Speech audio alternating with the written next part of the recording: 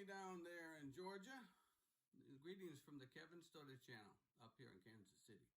We're asking you to get out and vote this coming week for 2 senators, hopefully Democratic ones. But in any case, go let your voice be known. They're having a runoff election, and a runoff election is pretty important. Let me take you back and see the bigger picture. All right, for at least 12 years, the Republicans have controlled the Senate. The Republicans led to less people being able to vote easily, all kinds of stress and voting situations in Georgia. And I think you need to say enough's enough.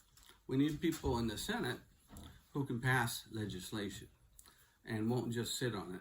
Remember what happened when the House, led by Democrats, back in May of this year, they decided to create something called the HEROES Act, which was supposed to put a lot of money in the economy and helping especially the poor part of our economy, which is most of us, and also small businesses and medium-sized businesses this round, and stop shoving money into the stock market, as was the Fed doing up until now. So we need to end all that. We need to have,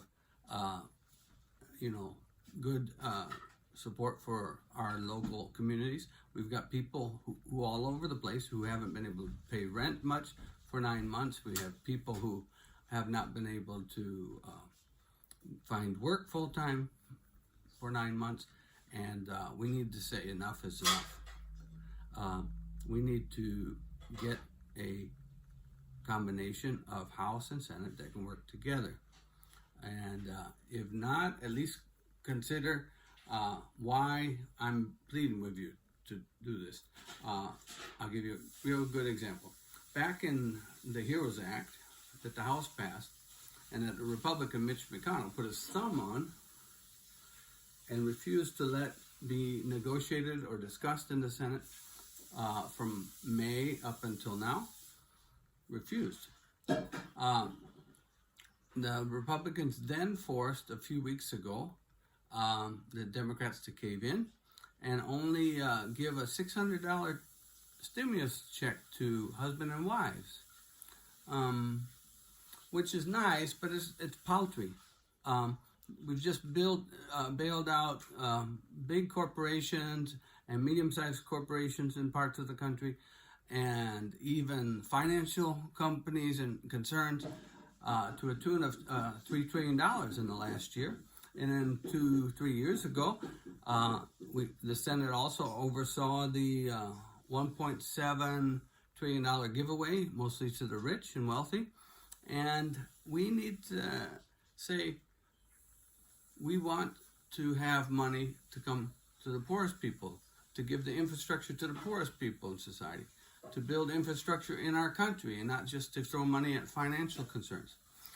The financial derivatives people can chase their own. I'm sure they'll be very supportive of bonds and such to build the infrastructure we need. I'll give you an example, what you could have in Georgia if you demand it from your senators. And we're going to demand it here, hopefully in Missouri soon too. And that would be, for example, in a green economy, we would want to build our own windmills. Yes, a lot of parts for windmills are made in the United States.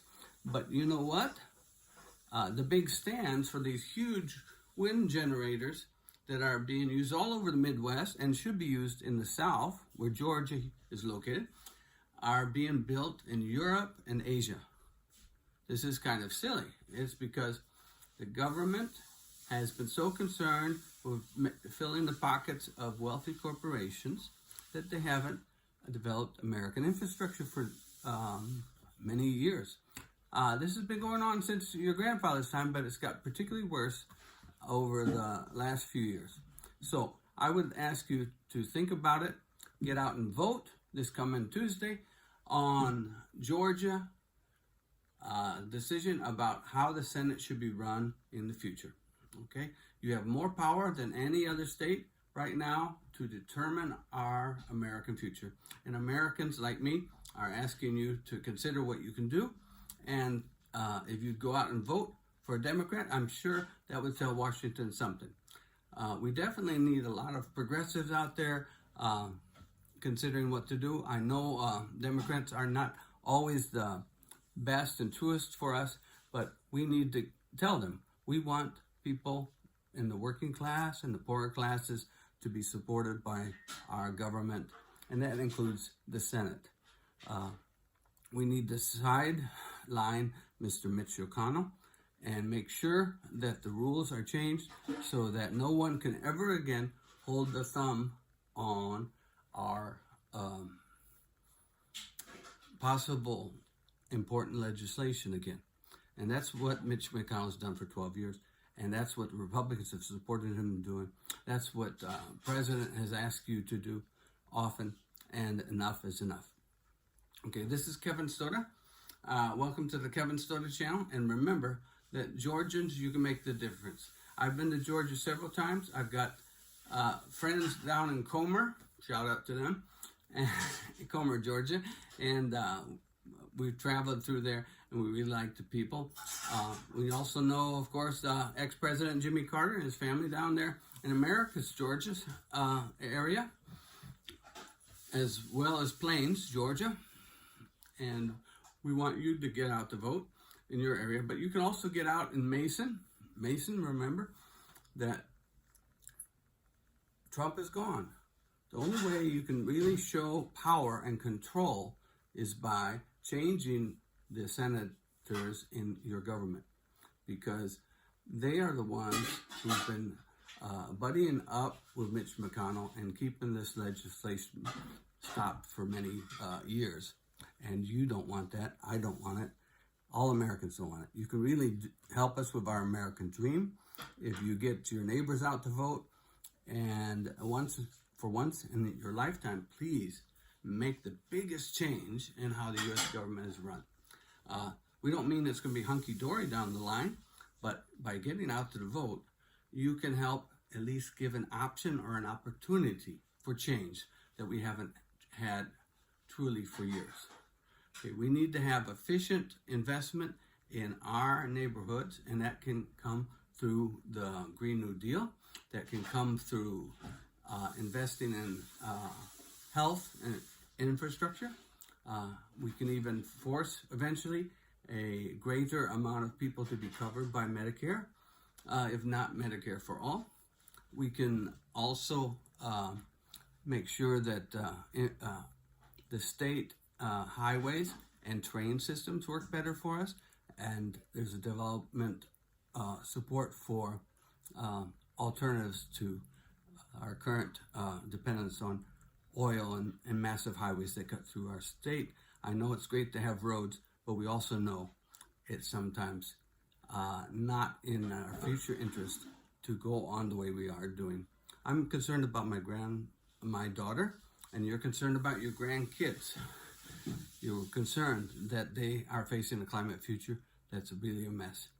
And we can help make the difference by saying we're going to invest a lot in green infrastructure, and by voting for the Senate to change its ways, we can make a lot of difference, and we can get real investment in our country, something we haven't had for years.